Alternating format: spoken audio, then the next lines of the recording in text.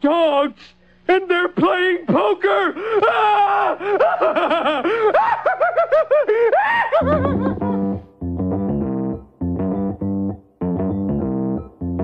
Live from Joe's mom's basement, it's the Stacking Benjamin Show.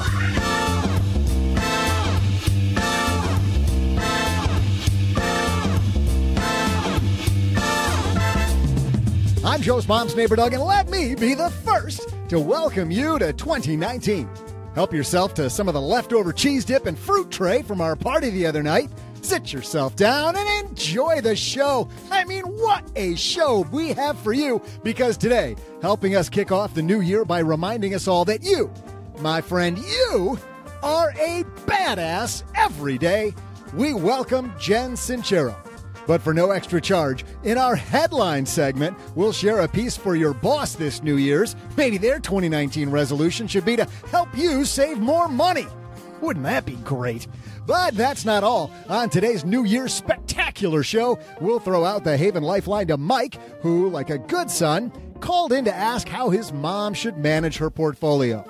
And to be completely dazzling, we're going to earn a standing ovation with something totally different. I'm going to march 21 cats across a replica of the Brooklyn Bridge, a feat no other financial show would even try to replicate, because it's so dangerous, I'm afraid. And now, two guys who haven't made a podcast together since last year, Joe and O-G.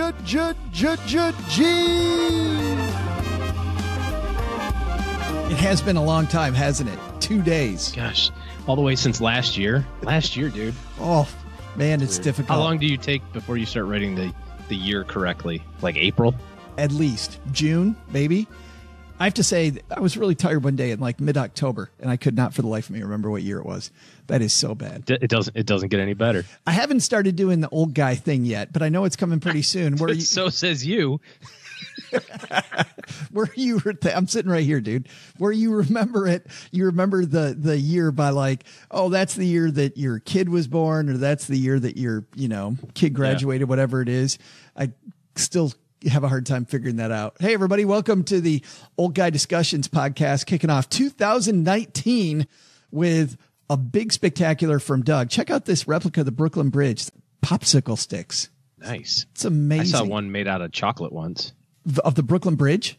Yeah. That's fabulous. I'm sorry. Oh, yeah. Popsicle sticks can go take a hike. Sorry, Dougie.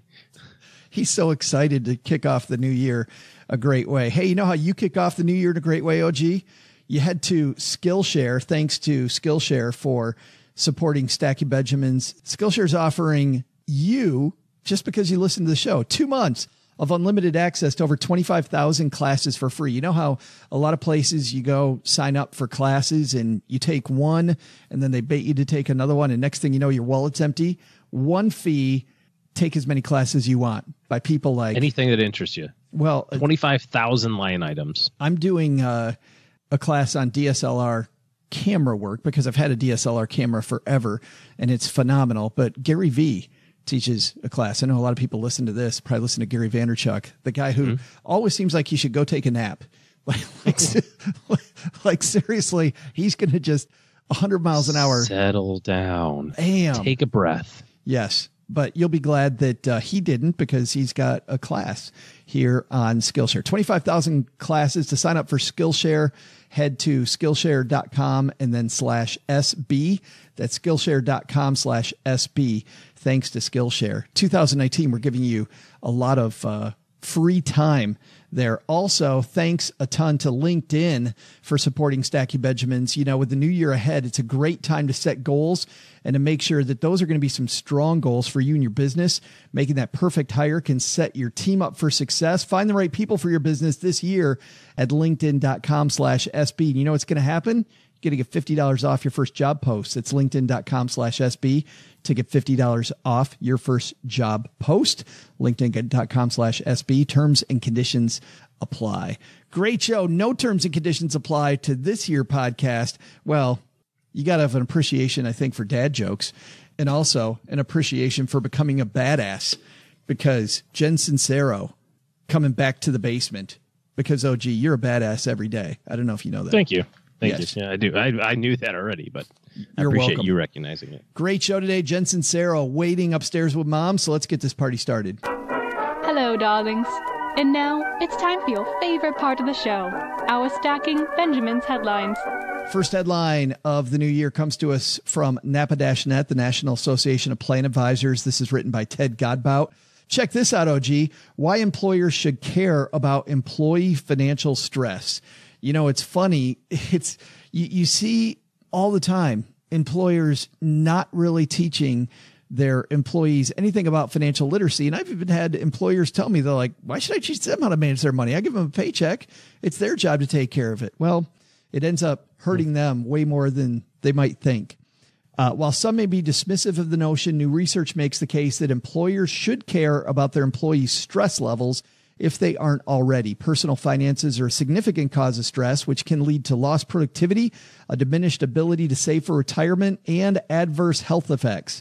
But helping employees reduce their financial worries shows promise for employers, according to John Hancock's 5th annual financial stress survey of 1,352 retirement plan participants. Listen to this. The findings reveal 69% of workers are stressed over their finances, costing companies an estimated $2,000 per employee. $2,000 per person that works for you. Well, just think about it. You and I have both talked about how in our lives we've had lots of debt and we've had times where we've had not any, and not having any reduces so much stress in your life. Like everything else goes good. But when money starts having an issue, or there's, stuff creeping in your life that's like, it takes over your thought process, and it takes over, like, you just might be staring. I mean, I've had this, right? Where you just you're sitting there working, but in the back of your mind, you're thinking about like, oh man, I got to figure out a way to fix that. And then all of a sudden you start going down that rabbit hole, and whatever you were just working on is now the second thought.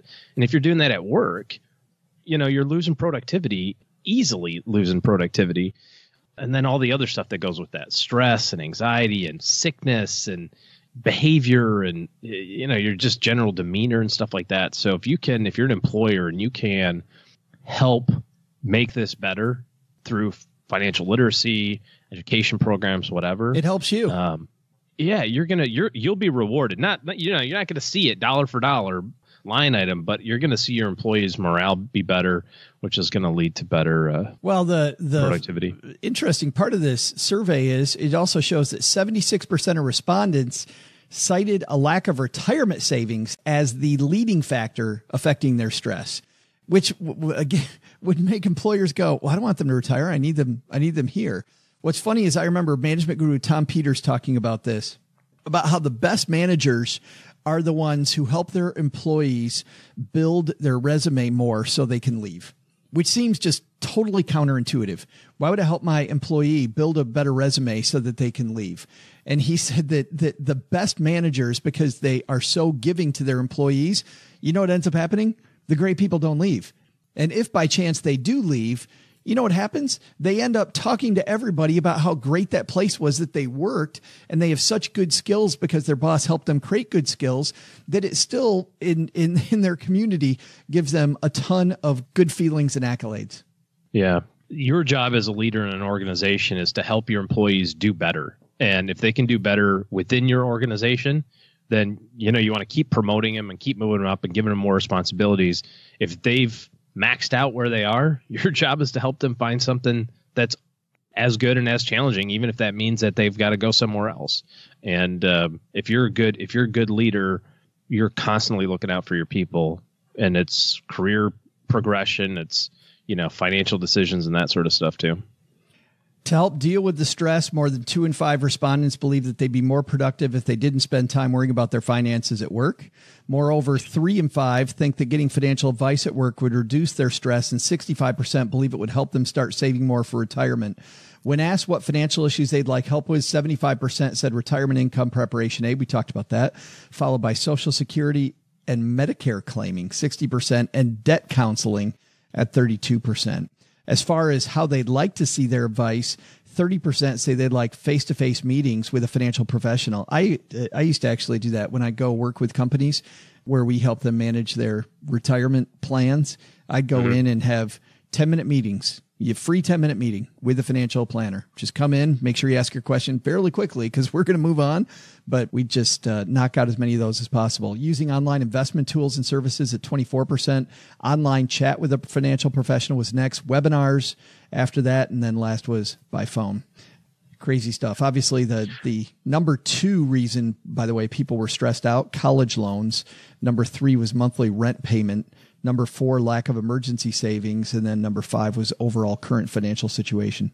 Yeah, as you start thinking about your year as a business owner or your year as a leader in an organization, one of the things you might want to put in there is just some financial wellness times throughout the year. A couple quarterly meetings or something like that. That'll go a long way. You know, I know we've got Skillshare on board for this particular show, OG. It just reminds me of something that Austin Kleon, the management guru / artist. And by the way, if you haven't read Steal Like an Artist, you really owe it to yourself to read that book. Go back and listen to our interview with him maybe a couple of years ago now. Mm-hmm. But Austin talks about how even helping your employees, giving them like ongoing education in other areas outside of work or organizing stuff that has nothing to do with work. Because the more people get creative outside of their work in areas that don't seem to have anything to do with it. You're like this, I'm sure. You probably have your best ideas about work when you're away from work, doing something completely different. Like when you're just nose to the grindstone, not many good ideas, not much excitement flowing, but man, you go do something else and all of a sudden you realize, oh, I can take this and use this over here in my job. I know what happens to you because you call me while you're running. I have an idea about the upcoming podcast. And I'm like, dude, seriously, you can call me in like 10 minutes when you calm down. Well, you know how everybody feels about every time I go to Disney. I always get back from Disney and I know you guys are all like, oh, crap. Here comes Joe's idea flow. Our second piece comes to us from Investment News. This is written by Dale Brown. Expanding field of behavioral science provides key insights for advisors. Found this interesting for the new year, OG, because I think this is a big trend. With the role of the independent advisor continuing to evolve towards serving as a financial life coach for clients, behavioral finance training and insights are becoming more crucial every day across our profession. Of course, they say our profession because Investment News is for investing professionals. The Financial Services Institute's proud to play a vital part in helping to advance the industry's understanding of this important discipline. At a recent FSI Forum event, Mariel Beasley of Duke University Center for Advanced Hindsight. I love that idea, advanced hindsight, like learning lessons, I think, more quickly in hindsight. That's just very creative. Provided a compelling and eye-opening look at how advisors can more effectively employ behavioral finance techniques to embrace their role as choice architects for clients. And in the process, help clients not only make better portfolio management decisions, but healthier financial choices in their lives overall. I find this interesting. You find, OG, over your career, you're spending more time as a behavioral life coach and less time as an investment advisor or helping them figure out their risk management strategy, whatever it might be. I happened into this, I can't remember, maybe about 5 or 6 years ago, where it seemed to me that I had seen just about everything money related already. You know what I mean? Like maybe about 15 years into my career, I recognized that there was everything else that was going to happen had already happened in terms of how people respond to things or, you know, market cycles and that sort of thing. So I have made a conscious effort over the last half decade or so to help people think about where the puck is going. And the last year in particular was pretty interesting because, you know, everybody says the same thing about investment behavior, let's say, as an example. Oh, yeah, I'll stay the course. I'll stay the course. Did in 2008. It's like, yeah, you had 10 grand in 2008. Now you got 600,000. It's a lot different when your portfolio goes down $1,000 versus when it goes down $60,000. Right. Same 10%. It's 10%, you know, and we call them lifeboat drills, but I like challenging the conversation with clients because, you know, while we've had similar, you know, ups and downs and stuff like that before, you've never had as much money as you do today, generally. So how you behaved 10 years ago with this is maybe not necessarily how you're going to behave now. And it may not be how you behave 10 years from now either, because things are going to continually change. So I think it's really important to put barriers in front of yourself from decision making, especially during bad, kind of the last couple months have been pretty volatile. Sure. And starting to hear, like, well, what should we do? It's like, what should we do? Nothing. We already talked about this, but we forget about it. In order for advisors to effectively guide clients toward better financial outcomes, Ms. Beasley says, it's important to understand that all of us have built-in cognitive hurdles and tendencies that often lead to poor financial choices or procrastination. Just like you said, we want to be active when it comes to our money when things are going poorly, and usually it's hard for us to sit. But first, people struggled to conceptualize the trade-offs across time frames and asset categories that are inherent in financial choices. We can easily draw comparisons between buying one car or another, but we find it difficult to think through the choice between spending $35,000 on a car today versus investing that money to provide a potential source of income in retirement. Another key factor is that humans are inherently social beings, relying on cues from those around us to tell us what we should do. Unfortunately, most of what we see is consumption behavior. People love to post vacation, restaurant pictures on Instagram, but you'll never see friends post a photo of their new insurance policy or how much money they just moved into their savings account. Look at this great DI contract. Bam. I love it. Yeah. Look at my premiums. Fantastic. We should do an Instagram account that's all that. Check out the DI, baby. I just got my life insurance. Just changed the beneficiary to my trust. Move $2,750 over to savings. Bam. The result is that our spending is disproportionately driven by others' consumption rather than by careful consideration of our own long-term needs. As Ms. Beasley says, there's a very sad study from the Federal Reserve Bank of Philadelphia that shows that if your neighbor wins the lottery, you are more likely to have to file for bankruptcy because of our natural tendency to want to keep up. Have you seen that? Your neighbor wins the lottery, You go bankrupt. Well, it doesn't even have to have your neighbor doesn't even have to win the lottery. I mean, just if your neighbor joins the country club and you like golf, or your neighbor goes to spring break in Aspen, you're like, oh, we should go to spring break in Key West. It's that kind of keeping up with the Joneses stuff is very subtle sometimes. But do you think, as I think about this, I think this piece is right on, that advisors more and more are becoming, in the words of this piece, choice architects and helping people with behavioral finance.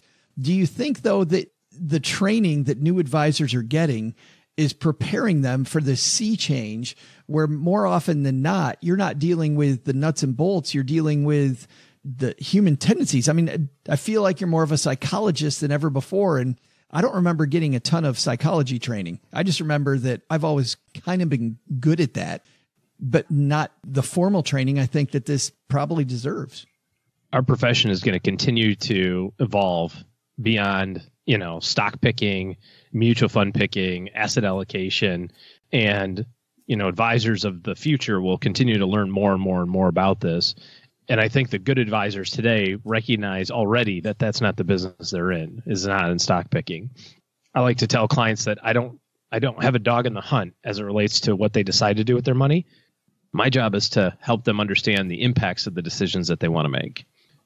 So if you want to buy a convertible sports car because you just turned 40 and that's what you read about on, in a magazine somewhere, that's your thing. Okay. Sounds like fun. I mean, they're really fun. Convertibles are cool. Here's the impact. And you have to decide whether or not that's a good enough trade-off of, well, it's going to cost you 3 years of retirement, or now you can only send your kids to half a college, cost or something like that. And those are the trade-offs. I think that's what good financial planners do is, I'm not going to pass my value judgment on it. If you want to have the $400 NFL Sunday ticket package for DirecTV, it's cool. Have at it, man. It's all right. Some people would look at that and find that foolish, but it doesn't matter to me. I want to show you the impact of your decision making. Yeah. If it's what you like, something has to give in a different area instead. That's right. I think that's lesson number one. Lesson number two is, if you're somebody that owns a business, you might want to think about what type of financial education you're providing to employees. And if you work at a business, maybe go to our show notes page and print off that piece and put it anonymously on your boss's desk. There you go. Well, Jen Sincero is waiting upstairs, but earlier we said that this show is brought to you by Skillshare.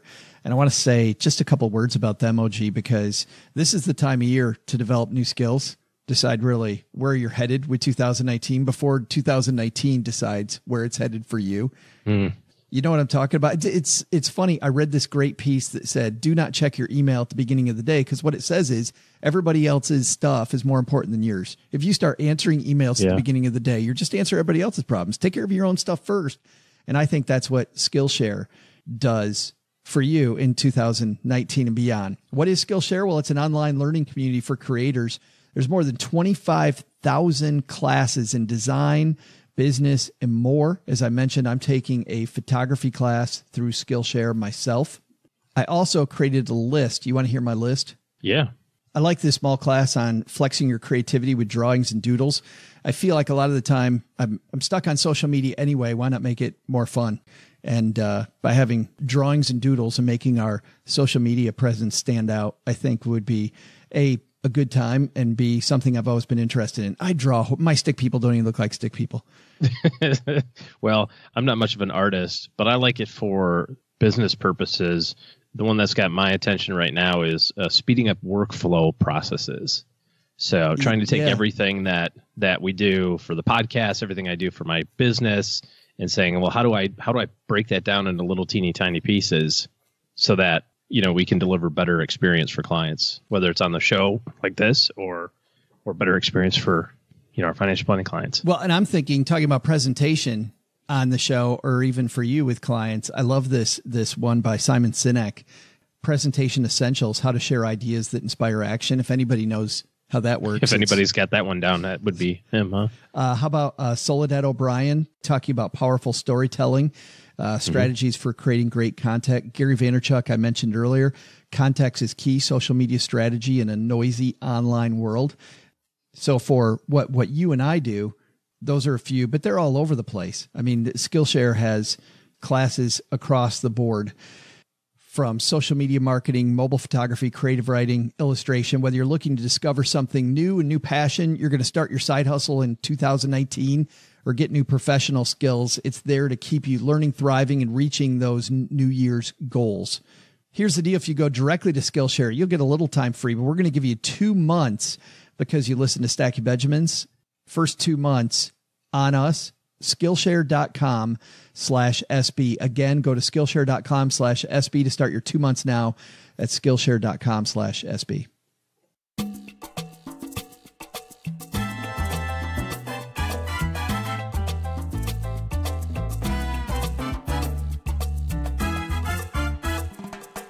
Jen Sincero upstairs. She, of course, wrote the huge New York Times bestseller, You Are a Badass, How to Stop Doubting Your Greatness and Start Living an Awesome Life. That sold, of course, over 2 million copies. We talked to her first when she wrote the next New York Times bestseller, You're a Badass at Making Money. She describes herself, OG, as a motivational cattle prod. I absolutely love that.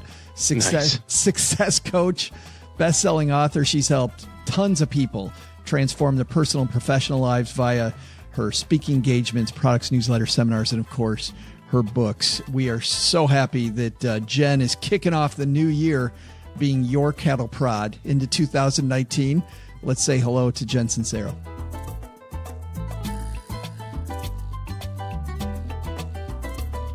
And coming down the stairs to the basement, it's our good friend Jen Sincero. How are you? I'm so good. How are you? Good. I have to ask you, by the way, Happy New Year. Do you make New Year's resolutions? I actually do. Yeah, I do. And this year, it's all about getting in shape. Do you find that you stick to your New Year's resolutions?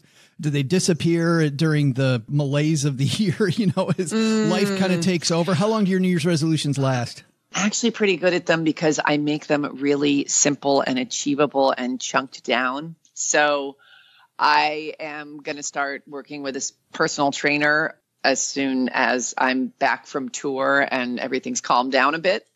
I really believe the key to New Year's resolutions is chunking it down and making it very quantifiable and staying attached to the result. And I have a lot of pain in my right leg right now. So this is all about healing that and getting strong. How important is having that coach in your corner, by the way, Jen? Oh, I think it is. If you're serious about changing your life in a very specific department, you have to have a coach. Olympic athletes have coaches, people. Why do we think we don't need them? Yeah, I wonder that often myself. And by the way, you talk about in your new book, you talk about you are what you surround yourself with, what you feed your brain every day. I was wondering about you. I mean, obviously you're on this long book tour. What do you feed your brain with every day? What do you surround yourself with personally? You know, I don't know if it's all the work I've done or if it's just age, but I have no tolerance for people who don't rise to the occasion and who are complaining and not going for what they want in their lives. I just don't have time. It's so boring to me at this point. That's funny because I had a mentor tell me, stay away from clusters of misery. And it sounds like you're saying the exact same thing. Yeah. And I've gotten so much more direct, and I don't take it on myself, and I don't feel like I'm a bad person for not being someone's friend who isn't lighting me up and who isn't, bringing something to the party. It's such a, you know what it is? It's exhausting when you're dragging that kind of stuff around. I just feel like I have so much energy by surrounding myself with really great people who I truly enjoy. Do you find that there's times of days that are important to you, like when you wake up or when you go to bed? Do you have these special, refocus times? Absolutely. I'm such a morning person, and I'm really defensive about my morning time. It's when I think the best. It's when I can meditate the best. It's when it's one of the juiciest times of day for me. What do you do so then? I guard it. Well, that's what I was going to ask. You kind of then organize your day around, like you evaluate what your best time is for you and then rearrange your day according to that? Yeah, absolutely. And I think that's a really important thing to bring up, because if you have the luxury of managing your time like that, figuring out what's best for you. I mean, my sister, it's like she's been clubbed to death every morning that she wakes up. Like, she can't get it together in the morning. She is not a morning person. I bounce out of bed like I've been up for hours and had a pot of coffee already. So I know that's my juiciest time. And I really get the big stuff done then if I can. I don't think you need a pot of coffee, Jen, just with your energy. Like, you could probably lay off the coffee and you'd still be okay. Well, I've had a pot of coffee, just by the way. I think that when we talk about what's important for your day and getting through your day, we talked just a little bit there about mantras, but what else is important to your everyday, these days that are just the average day, nothing special day. What's important about those days to really make yourself more of a badass? Going to the spiritual gym, as I call it. And that really is what the new book, You Are Badass Every Day, is hoping to help people with, is just short snippets of motivational juice, So I think it's really important for everybody to have some kind of practice in place, whatever works for you, whether it's listening to a playlist that makes you feel like you could go out and flip over a car, or meditating, or saying your affirmations, or getting on the phone with your mastermind partner, or meditating. Whatever it is, you have got to have a routine down, even if it's just 10 minutes a day. That will so massively transform your life, and it's essential if you're serious about being a badass. Is there a big mistake people make when they start their day? I honestly feel like one of the biggest mistakes is getting online, like immediately opening your eyes and checking how many people liked your Instagram picture, or getting sucked out into the ethers instead of waking up and noticing that space between the sleep state and the waking state. That's such, like, what the hell happens to us when we go to sleep, by the way? Like, where do we go? So I think that is such a juicy time to connect to the other side and sit in that space of being more in tune with your intuition, which is our best friend when it comes to really manifesting huge things. You seem like somebody who might even journal what you dreamt about. I have to confess, I hate journaling. I never write. Really? I absolutely have to. Yes. And you've written 3 books. To do it. Yeah, I'm more of a reader. Journaling has just never been my jam. I do it when I'm desperate, when I'm really working something out, or I can't understand why something is happening. I have to force myself to journal, but I excel in other areas. Let's put it that way. But I think, Jen, this is an important part of your books. I mean, with your last book, You're a Badass at Making Money. And in this book, it feels a lot like it's less about knowing the world around you and knowing about who you are inside. And a lot of people are so worried about the world around them that they're not paying enough attention to the stuff we talked about. So true. And that's where everything stems from. You know, if you can get out of that state of comparing yourself to others, worrying about judgments of others, and getting in tune with that intuitive side of yourself and that, you know, your superhero self, which is found in what brings you joy and what you desire out of life and what lights you up. That's the essence of who you are. And that's all that frickin' matters, is getting in touch with that and allowing yourself to experience that. We obviously can't go through all the steps of getting to badassery, but if somebody's just lost in the weeds, where do you tell them to start? By becoming aware. Awareness is the key to freedom, and becoming aware of what you're thinking, what you're believing, and what you're saying, and pulling yourself out of this quote unquote truth about your reality. For example, for me, when I was broke living in a garage in my 40s, I truly believed that I sucked at making money. I was like, I have all this proof around me. I am living in a garage and I am in my 40s. So that must be the truth, right? So it wasn't until I became aware of the fact that I was subscribing to this truth that was making me very unhappy that I was like, well, all these other people are doing it, and what's my problem? So unhooking myself from that belief and being like, okay, I need a new belief. I need a new life. And having the audacity to believe that money flows to me easily and freely, and just clinging to that truth instead, and demanding of myself that I prove that to myself now and find evidence of that instead of finding evidence of I can't afford it and I suck at making money. Does that mean changing the importance of the garage you're living in? What do you mean? Well, I mean that it seems to me if I'm living in a garage, I'm thinking to myself, man, I suck because I live in a garage. Mm-hmm. Mm-hmm.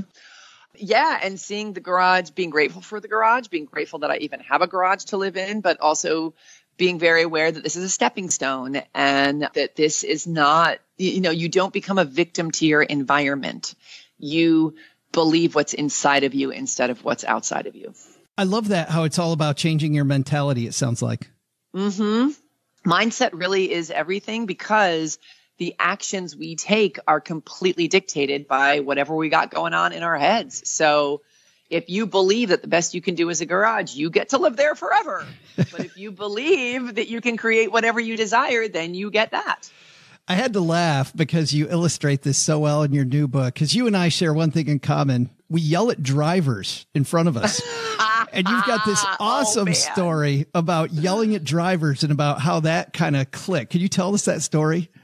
Oh my gosh. Well, I live in a tiny town that's in the mountains, and it's full of elderly seniors who will not surrender their driver's licenses. And I'm from New York. I'm impatient. And I know that my quest on earth is to learn patience. I know that.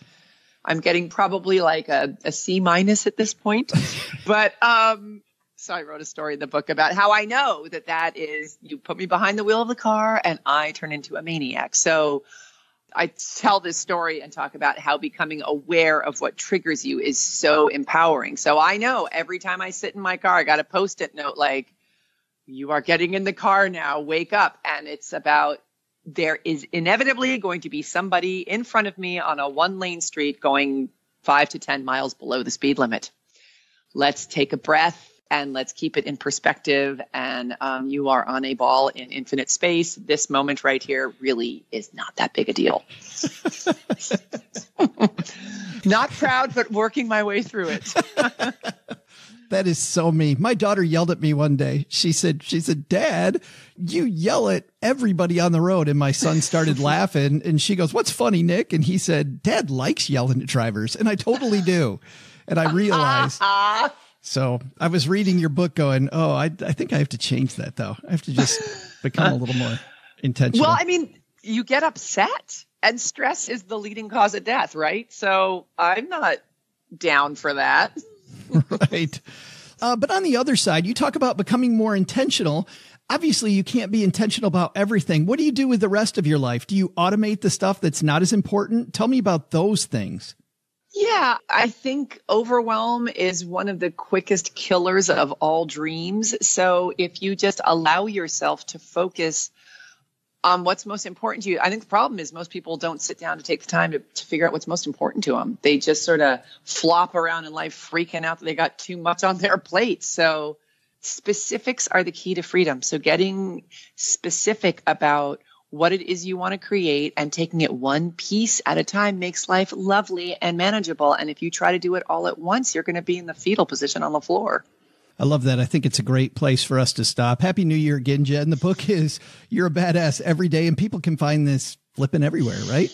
Yeah. And then go to my website, youareabadass.com or jensincero.com, and find it there as well. Thanks for hanging out with us again, Jen. Oh, thanks so much for having me on. It's such a pleasure to talk to you again. Hey there, trivia fans. I'm Joe's mom's neighbor, Doug, and like halftime at the Super Bowl, welcome to our New Year's extravaganza. To pay respect to the history of our fine country and to remember all of those financial podcasts that have gone before us, ladies and gentlemen, for your listening pleasure, I'm going to recreate that date back in 1884 when a famous ringmaster walked not one, not two, but 21 elephants across the Brooklyn Bridge, whose construction, by the way, had started on this date back in 1870. How will I commemorate this event, you ask? Ladies and gentlemen, you can't see it, but I've built what Joe's mom calls a perfect replica of the Brooklyn Bridge here in the basement, out of popsicle sticks, and in just a moment, I'm going to unleash 21 cats I've gathered up, risking life and limb from around the neighborhood. And one by one, they'll all walk across this fine bridge. Gather around your listening device, folks, because this is a first-time ever feat for a financial podcast that you're not going to want to miss. First, Steve will add in some ambient New York City noise to set the mood. Steve? Okay. And now, I'm opening up the first cat cage. Here comes Lucy. Here, Lucy. Up here, girl. And Lucy walks right across the bridge. No. Keep walking. Good girl. Okay. Yeah, you think that's great radio. In just a second, I plan to create 2019's first viral podcast moment when I'll unlock all the cages. But first, here's your trivia question. In 1884, what famous circus ringmaster walked 21 elephants across the Brooklyn Bridge to prove its safety? I'll be back with your answer and our 2019 New Year's Cat Bridge Walk Basement Spectacular in just a moment. Well, if you're the ringmaster of your circus at work, or maybe you think you need a better ringmaster, you need to juggle better, or it feels like every day is a high wire trapeze, or the animals need to be better trained, I don't know how well I can push that. Thanks to LinkedIn for supporting Stacking Benjamins. If you're trying to hire somebody for your circus at work, you know it's hard. With the new year ahead, it's a great time to set goals to make sure it will be a strong year for you and for your business. Making that perfect hire can help set up your team for success. It's funny, this particular ringmaster in Doug's trivia made sure it was a success by not just having the right people around them, but by making sure it was a very diverse group of people that no one had seen before elsewhere. And even if they had seen them before elsewhere, well, I don't want to give it away too much, but even if they had seen them before, he made sure to make people think that they hadn't seen them before. Does that give it away? I don't know. You can post on a job board and hope the right person's going to apply for your job, but why would you leave it up to chance when you can post your job where people go every day to make connections, grow in their career, and discover job opportunities? LinkedIn. Most LinkedIn members aren't checking job boards regularly, but 9 out of 10 LinkedIn members are open to and interested in new opportunities just like yours. With many of the U.S. workforce on LinkedIn, posting on LinkedIn is the best way to get your job opportunity in front of more of the right people with the right skills and background for your role who are ready for something new. It's the best way to find the person who will help you grow your business, and why a new hire is made every 8 seconds. Every 8 seconds is a new hire made on LinkedIn. Find the right people for your business this year at linkedin.com/SB, and they'll give you $50 off your first job post for using our link. That's linkedin.com/SB. to get $50 off your first job post. LinkedIn.com/SB. Terms and conditions apply. You will be the best ringmaster of the best circus.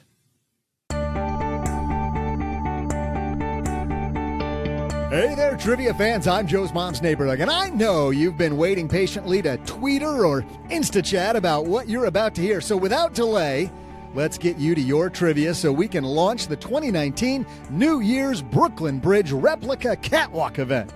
Here was the question. In 1884, what famous circus ringmaster walked 21 elephants across the Brooklyn Bridge to prove its safety? While he said it was to prove how safe the bridge was, I'm fairly certain it had more to do with his ability to promote just about anything. In May of 1884, it was P.T. Barnum, of course, who walked 21 elephants across the Brooklyn Bridge. Okay, to commemorate and remember that fine event, we'll unlock all of the cages. Lucy, Din Din, Cookie, Red, Lollipop, Muffin. No, Badger, back over here. Lucy, over there. Oh, no. You gotta go. Cookie, don't rub along this guy. Somebody grab Red and bring him back down. Cookie, no, you can't push him. Din Din and Lollipop. Mother. Get on the mother bridge, you stupid cats. I am not messing around. Okay, folks, we'll continue this extravaganza once somebody goes and grabs Red and Muffin. Oh, come on! Not sure I could have predicted that would have gone as swimmingly as it did. He's trying to herd cats. It was amazing. And he was so excited about starting off 2019 with the biggest thing you ever heard on a financial podcast. There went his resolution of no swearing in public. Yeah, gone at the 30-minute mark of the show. You know, it still is, by the way, even though I don't think it worked the way he intended to. How many other financial podcasts try to herd cats on the show? I ask you. Your shirt's got some cats on it. No, it's got a gazelle. It's Dave Ramsey's Gazelle Intense. You can buy this T-shirt at our store, stackybenjamins.com/store. And if you bought more than one of them, you could buy Joe an iron, and he could iron his clothes so he doesn't look like a wrinkle grenade. Whoa. I'm sitting right here, dude. I didn't know it was Fashionista Wednesday on the show. Clearly. You're killing me. Hey, let's throw out the Haven Lifeline, OG. Maybe try to say something nice here. We'll tackle some of life's most important questions. Our friends at Haven Life Insurance Agency, they're celebrating the new year by putting what you value first. The thing I value the most right now is when Doug cleans the litter box from time to time. Holy cow. I'm with you there. It's actually your loved ones in your time, and they'll spend time in a basement if the litter box is clean. That's why they made buying term life insurance actually easy. Their application's simple and online. You get instant coverage. Their prices are affordable. All policies issued by their parent company, Mass Mutual, more than 160-year-old insurer. By the way, I misspoke right there. I said you get instant coverage. You get an instant coverage decision. Well, there might be somebody out. Oh, instant coverage. Bam. That would be great. You'll get a decision right away. No waiting several weeks. StackyBenjamins.com/Haven Life now to get a free quote. That's StackyBenjamins.com/Haven Life. And of course, somebody's taking home the Haven Life Greatest Money Show on Earth t-shirt. And today, that'll be Mike, because we're going to throw the Haven Lifeline out to him. Say hi, Mike. Hey, guys. Before I get into my question, I first just want to say thank you for everything you guys do. I know it's a lot of hard work, but it's much appreciated. So thank you and keep up the good work. I have a two-part question today regarding my mom's portfolio plan I was hoping you guys might be able to help me out with. She's currently 58 and a half, planning on retiring here soon after being with her current company for over 40 years. In doing some research, it appears that there's a quote-unquote rule of 55, which allows for penalty-free distributions from her 401k as long as the funds are taken out of the plan of her last employer, which she's only had one, and that the money stays within the 401k plan until at least age 59 and a half. Her current 401k plan has good investment options and low fees, so this isn't something I'm worried about, but I wanted to make sure I'm correct in understanding the Rule 55. Also, she has an ESOP program offered through her employer. The company was recently restructured, which allowed employees that were invested in the ESOP program to sell their shares within the ESOP program at a significantly higher valuation. The proceeds of the sale were deposited into her 401k and vaulted to a stable value fund. She's hesitant to do anything aggressive with it since the money is so new and such a substantial amount of money. It nearly doubled her 401k balance. The stable value fund that the funds were deposited into has a very high expense ratio in comparison to some of the low-fee index funds that are offered by the plan. Being so close to retirement and that the money is so new, what do you guys think I should do? I'm trying to convince her to at least do a 50-50 allocation in a stock index and bond index fund that are low fee, but I wanted to make sure that that wasn't a crazy idea before doing so. Again, thank you for everything you guys do. Very much appreciated, and look forward to hearing your answers. Thanks. Thanks, Mike, for the kind words. Anybody who wants to help out their mom with their portfolio, always appreciated. Well, maybe not always appreciated by the family members. Not appreciated by mom ever. Who knows? But what do you think, OG? So firstly, on the 55 thing, sounds like you read it out of a textbook. So you got it. As long as the money stays in the plan between 55 and 59 and a half, you can make withdrawals from the plan without the 10% penalty. So you want to be sure not to roll that over to an IRA. The other thing is that I didn't hear you mention this, is that you must separate from service after your 55th year. You can't retire at 52 and then wait 3 years and start taking money out of your 401k at 55. Your age of separation needs to be, basically your retirement age needs to be 55 or later also. So I didn't hear you say that. As far as the investing side goes, this is the part where everybody kind of falls down on. And you said it twice, which reminds me that this is just kind of the common parlance, and it's something that we have to strike from our minds. The idea of, quote, I'm close to retirement, therefore, ... And you said, hey, mom's really close to retirement. Should she be conservative? No. She might be close to retirement, but that has nothing to do with how your money has to be invested. I'm assuming if mom is in her mid-50s, she's planning on being around for the next, 40 plus years or so. And you're probably planning on her being around the next 40 plus years. So some of that ESOP money that's sitting in her stable value fund, getting darn near nothing in return, is going to get cut in half every 20 years with inflation if you don't get that money invested. She needs to have money when she's 95. I get it. She needs to have money when she's 55 too. So set aside money for 55. That's fine. That should be nice and conservative and, whatever. But the age 65 money and the age 75 money and the age 85 money and the age 95 money, that needs to be invested, because there's no way to keep up with inflation if you have your money in cash or fixed income. Well, and it is funny because it sounds like she's hung up on the fact that this is stable money. Probably, I would guess, hearing a little bit of the news that the market has been a little unfriendly the last month or two. But the stable value fund was the default that it defaulted into. So I think you need to take that out of the equation and go, listen, mom, you had this in a single stock. What we're doing, it was the most aggressive thing possible. This is a micro cap company. This is super less aggressive and better long term than where it was in a single stock. Let's diversify it. And putting it in a place where it has to earn dollar for dollar, just because it's only hopefully keeping up with inflation, but it's not outpacing it. You're, as you said, OG, you're making it hard on yourself. So if you want to make it a little easier on yourself, invest it for the time frame when you're going to need it. Well, and I think that it's really important also, like you said, to mention and to reflect back on where that money was before it was in the stable value fund. Also your 401k provider should be summarily retired by having the default be the stable value fund. But nevertheless, this money was in a really, really, really aggressive position up to a couple months ago when the company was liquidated or restructured or whatever.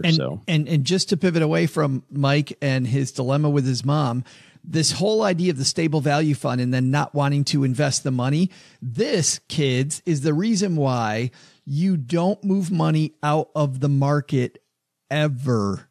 Instead, you leave the money invested in the place where you want it to be long-term, because not only, and you've said this a bajillion times, OG, do you have to be right twice? The psychology that you employ once you're out of the market is absolutely flippin' horrible, because maybe you're right about the first time when to get out. Then that money's sitting in cash. And you know what happens when you're in cash? You've got the same baloney dilemma that Mike's mom has right now, which is, well, it's safe where it is now. I don't want it to move around at all after it's safe. Is the market going to go down? Is it going to go up? And you then unfairly judge your entire investing strategy based on what it does the first 20 or 30 days it gets reinvested, which is absolutely nonsense or horrible. I remember I was a financial advisor for maybe a year when one of the managers that I worked with told me that. He said he was helping me put together this client meeting where they were coming in to review everything. He's like, okay, we got to find something to sell. And I said, why? He said, well, because the market's down. And so we have to stick it on one of these funds. I'm like, why do we got to stick it on one of these funds? He goes, because the client's either going to get rid of one of these funds or they're going to get rid of you. He said, so if you're in charge, you're going to say, fire this fund. It's like when a head coach loses and they fire the offensive coordinator. Right? I mean, for sports fans out there, people aren't sports fans, don't understand that, but there's got to be some victim. And I still think at the time I was horrified, and I'm still horrified. And I think, how horrible. The fund that we ended up selling was not the problem. We evaluated it over a very short time frame and then made that the problem. And by the way, as somebody's advisor, then we told our client to do the wrong thing and to evaluate their funds in the wrong way. It drives me crazy. Yeah. Yeah. Thanks. Keep this money invested for mom, or remove yourself from ever worrying about it again. Yeah. Invest it based on when she's going to spend it. Nice job, by the way, Mike, looking up the 401k rule. A lot of people don't know that. And when they go meet with a commission-based advisor, that advisor will tell them to roll it into an IRA. And if mom's, not 59 and a half yet, wants to get some of that money before 59 and a half, just wreck that by not knowing all the rules. So nice job there with the 401k rule. We also get letters down here in the basement. This one comes to us from Josh. Josh says, Joe and OG, I'm a 30-year-old truck driver looking for health insurance. My company offers a very high deductible plan, but it's not HSA compatible. I make way more money than I need in order to survive, considering I live in the truck, and I'd love to have access to such an amazing tax shelter as the HSA. Wasn't sure where to start looking, so I went to the ACA website and input my information like I'd done years ago. However, I was immediately inundated with relentless phone calls and text messages. They use made-up numbers from area codes near mine, and there's no way to get them to stop calling. I even tried the Do Not Call registry. It's been 3 weeks, and I still receive 10 to 15 calls a day. I hope you read this question on your show so that others don't have to endure this. I'd also like to know where I should go to find insurance and not have this problem. Isn't it great that we all get free healthcare and it covers everything exactly the way that we hoped? This is the price of free, I guess. I am unaware, other than actually going to an insurance company, like thinking, okay, I live in Montana, so I'll go to Blue Cross of Montana website and trying to do it that way. As an entrepreneur and a business owner, I can tell you that it largely varies state to state as to what programs are available. But in my experience, almost all insurance companies are going to direct you back to the healthcare.gov website to find out what is available in your area. Now, I do know that there's a spot in there that you can mark the box that says, I'd like a HSA approved plan, and you can go through the details there. I know in our county, for example, we don't have any HSA approved plans. They just don't exist, which is BS times 1,000. And we have the same thing that you do, a really high deductible plan that doesn't come with the cool part of the high deductible plan, which is an HSA. So it is what it is. That's going to be your best bet, is to look on the healthcare.gov website, unless you're, interested in just like literally drumming up ideas of insurance companies. Like, I'll look at United Healthcare, I'll look at Cigna, I'll look at Aetna, I'll look at Blue Cross. Those are kind of the ones that popped in my head right now. But in my experience, they're all going to direct you back to the ACA website anyway. It gets frustrating when you've got one party that set the stuff up, another party that wants to dismantle it. And so you end up with this middle ground where it just sucks. Yeah. It's terrible. And not that it was going to be great in the first place. I mean, I don't want to make any type of political commentary there, but whether it was going to be great or whether it was going to suck, we have something that isn't either one of those. I can tell you exactly why it costs so damn much money is because they send, I'm not joking, at least 20 pages of paper a week to our house. The insurance company. Just to let you know, we got your payment. Like, yeah, I know. Paid it online, just like I do all my other bills. I didn't need a 20-page document to say that I got one. Hey, just wanted to let you know, we got your last payment. Also, there's another one due. It will be due next week or next month. Like, yeah, I know that's how health insurance works. Same time as last month. Yeah. Yep. Same time. Same amount. Hey, just wanted to remind you, you have health insurance in case you needed it. Like, yep, got it. Thank you. Thank you for the reminder via mail. Could I do this electronically? Sure, absolutely. We'll also continue to send it to you via mail just because we want to congratulate you with paper. Studies have shown, by the way, that that the ACA works better in some states than in others. Specifically, works better in the states where they want it to succeed, and works horribly in the states where they don't want it to succeed. And I'm not saying it's working well anywhere, but I think also based on the fact that you're in the state of Texas, there may be some state mandated paperwork going out. It is purely a political game, and trying not to have any of the political opinions about the whole thing in general, because that's not the time or the place for that. But we are stuck in the middle. Yeah. I think you're right. I think what you said was, you got half the country that wants it to succeed. You got half the country that wants to make it explode. And the people who are affected by it is everybody. A lot. The 300 million Americans are stuck in the middle at the whims of, roughly, what is it, about 536 people, give or take, plus a couple Supreme Court justices. So 545 people, somewhere in that neighborhood. Anyways, so yeah. Hey, a couple good luck, things. Everybody. Thanks for the question, Josh. And by the way, thanks for writing in about that issue. Just a couple house cleaning items as we start off 2019. Number one is, we've been asked in 2018 a lot if there is a page on the site specifically to find sponsors of the show, because we rigorously go through who our sponsors are, who our partners are, before we accept anybody. So if you want to know who they are, in the past we haven't, because of the fact that we have different sponsors work on different episodes. As an example, here at the start of the year, you're getting new skills, Skillshare and LinkedIn. Obviously want to be here at the beginning of the year. But we have a page on the website now that has the full list of our current sponsors for Stacking Benjamins. Just head to stackingbenjamins.com, and on the top menu, you'll see sponsors of the show. Click that, and you can get links to everybody, including the offers that they have that are only for Stacking Benjamins listeners. So thanks to everybody, by the way, who supports the companies that support the show and keep us podcasting. Last is, if you're somebody who's ready to get your financial plan started, speaking of turn over a new leaf in 2019, and you need a better team in place, OG's team is ready to go in 2019. So to find out how to plug them into your financial plan, stackingbenjamins.com/OG for more there. That's going to do it. Happy New Year, big guy. To you as well. I'm going to go back to the couch and watch the rest of football for the next 3 days until I actually have to go back to work next Monday. It's so fantastic. I love this time of year. I don't like unpacking the basement. I was going to say, how's the move going? Yeah. Let's not talk about that. Look, I'm so busy. Got to head home. Yeah. Good chat. See ya. Back on an airplane. Yeah, we got boxes all over the place. Everybody's wondering how we're doing that with me living in Texas and the basement up in Michigan. And let me just tell you, American Airlines loves Stacking Benjamins. Big fans. Mm-hmm. All right, everybody. That's going to do it. Doug, take it from here, man. What should we have learned today? So, what did we learn today? First, take some advice from Jen Sincero. Want to make big changes in 2019? Change the way you talk to yourself.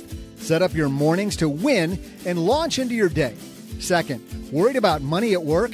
Maybe slip the article about workplace worry and how much it hurts productivity onto your boss's desk.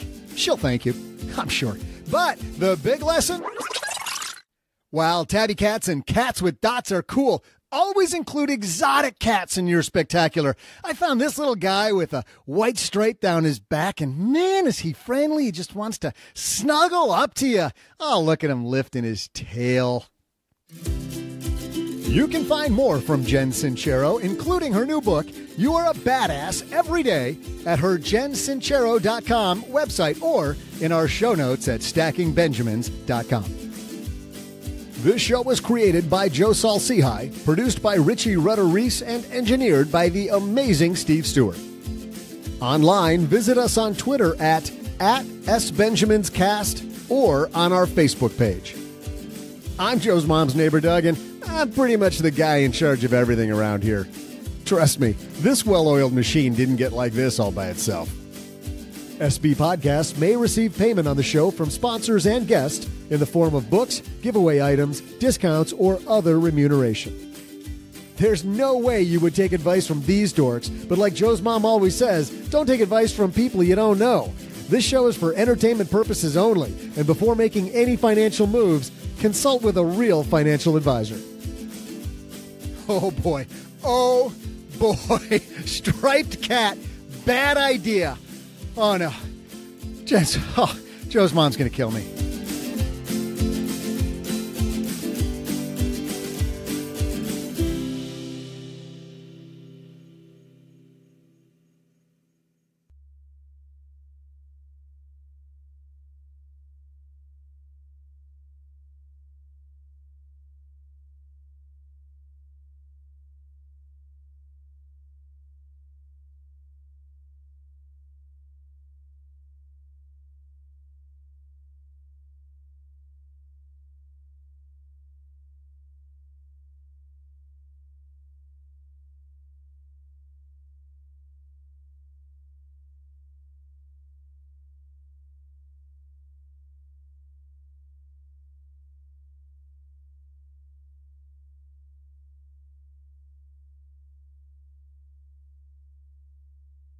Saw a lot of movies over the holidays. Saw a bundle of movies, but I want to go back to one of the first ones that I saw because this one is up for all kinds of awards. It was very surprising. I had no interest, by the way, in going to see this until I read a bunch of the reviews. This is a cartoon called Spider-Man Into the Spider-Verse. My name is Peter Parker. I'm pretty sure you know the rest. I saved the city, fell in love, then I saved the city again and again and again. Look, I'm a comic book, a cereal, I did a Christmas album, and a so-so popsicle. But this isn't about me. Not anymore. Spider-Man swings in once a day, zip-zap-zop in his little mask and answers to no one. I love you, Miles. Yeah, I know that. You gotta say I love you back. Dad, are you serious? I want to hear it. Look at this place. Dad, I love you. Dad, I love you. That's a copy. Ladies and gentlemen, my name is Miles Morales. I'm the one and only Spider-Man. At least that's what I thought. You ever hear of the Super Collider? You're gonna love this. Dimension opening now. You're like me. That's impossible. All right, kid, listen up. This fry is your universe. It's soggy, it's weird, it's gross. And this delicious normal fry is my universe. So you want to learn to be Spider-Man. Can you teach me? Yes, I can. Time to swing. Good, you're doing it. Double tap to release and whip it out again. Okay. Whip and release. You're a natural. Whip.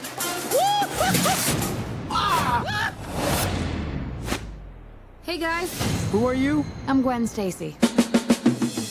I'm from another dimension. How many more spider people are there? Hey, fellas. Hello. This could literally not get any weirder. It can get weirder. Okay. We need to get back to our... And one of those voices was the voice of Nick Offerman, who is the noir version of Spider-Man. Anytime you put Nick Offerman as a character in any movie, OG, I immediately get probably 10 times more interested. I am a big fan of him, so I'll listen to the rest of your review. So this movie, of course, Spider-Man's been rebooted 500 million times, making me increasingly yawn because I just don't care. And yet, when I started reading the reviews, I said, all right, I got to go see what all the hype is about. And I'll tell you what the hype is about. Hype is about the fact that although this is a superhero movie, it really is a movie about a kid. You heard him with his dad. His dad is a police officer, makes him in front of all of his friends at school say, I love you back. And imagine the horror of being a 8th grader or a freshman in high school and having to say, I love you to your dad really, really loud while everybody in high school listens to you. And so this idea of growing up, of self-confidence, lack of self-confidence, about finding your place in the world, about who you are. There's a great line in this movie where he says, how do I know when I'm ready? How am I going to know when I'm ready? And the answer back, OG, is the one that you and I already know, which is you don't. You've got no idea. I thought as a plot line for a superhero movie, it's another superhero movie. The funny thing is that the plot itself is so not even important that the actual characters who are flippin' hilarious, from the Nick Offerman character to the guy doing Peter Parker to Miles, this new Spider-Man person, to even the problems going on in the bad guy's life. Like, these are all not superhero issues. These are people dealing with everyday stuff, and just happens to encapsulate Superman. And by the way, increasingly, those are my favorite superhero movies. The ones that are more about what it's like to be human. So Deadpool and the comedy that comes with it, even though that's way over the top, it's the humor. It's not the superhero stuff, but it's the humor. It's this guy's dealing with, the death of somebody who's really close to him. That's the fun part of it. When I watched Big Hero 6, the Disney movie, same thing. It wasn't about the superhero stuff. Very good movie. If you're going to see... So you liked it, huh? Well, and what's funny is that, most of the time, if you want to go see a fantastic animated movie, go see a Pixar movie. Because at the very least, it's going to be a 7 on a scale of 1 to 10. But then every once in a while, a movie by somebody else comes along.